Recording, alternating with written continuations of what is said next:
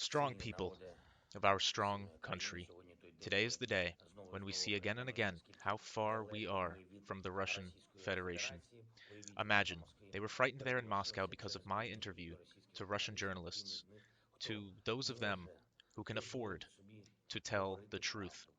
When journalists were preparing to publish our interview, and we spoke with them this afternoon, the Russian censorship agency came out with a threat.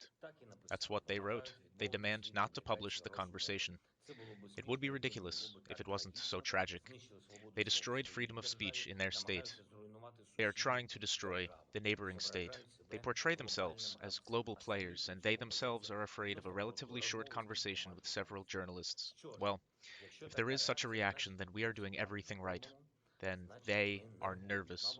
Apparently, they have seen that their citizens have more and more questions about the state of affairs in their country.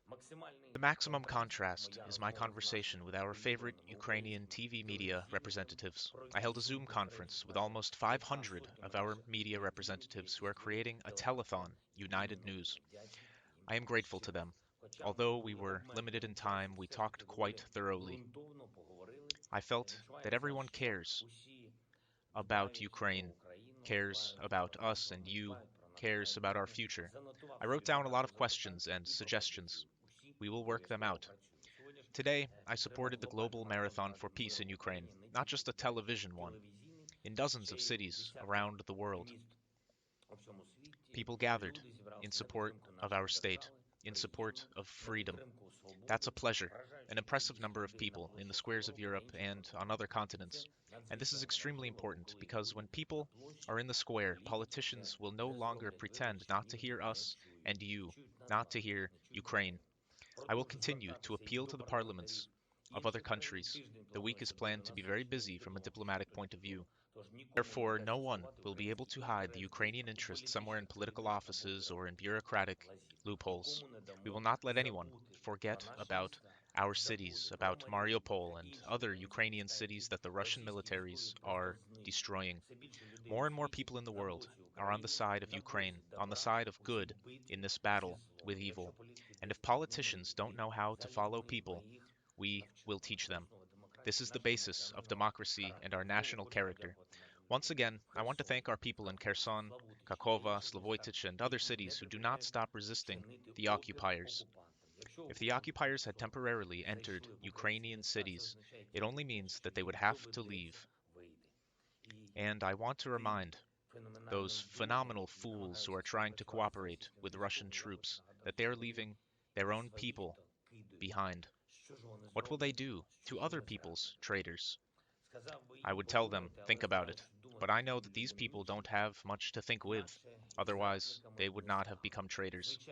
Of course, this week we will work for new sanctions against the Russian Federation, against the aggression, sanctions that are needed as long as Russian troops remain on the territory of Ukraine. A new round of negotiations is ahead, because we are looking for peace, really, without delay. As I was informed, there is an opportunity and a need for a face-to-face meeting already in Turkey. This is not bad. Look at the result. Our priorities in the negotiations are known. Ukraine's sovereignty and territorial integrity are beyond doubt. Effective security guarantees for our state are mandatory. Our goal is obvious: peace and the restoration of normal life in our native state as soon as possible. The armed forces of our state are holding back the occupiers, and in some areas they are even taking steps forward. Well done, the courage of the defenders, how wisely they behave on the battlefield. This is so important that no words of gratitude will be enough. But again and again, I never tire of thanking to each of our defenders, to all who fight for our future, for our children, for our people.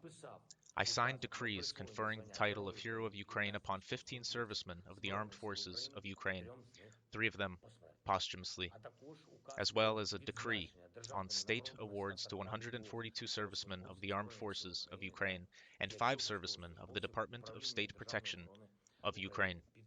It is a great honor for me to sign such decrees. May the memory of all our heroes live forever. May the memory of everyone who gave life for Ukraine, for us, live forever. Glory to you all. Glory to all our heroes. Glory to Ukraine.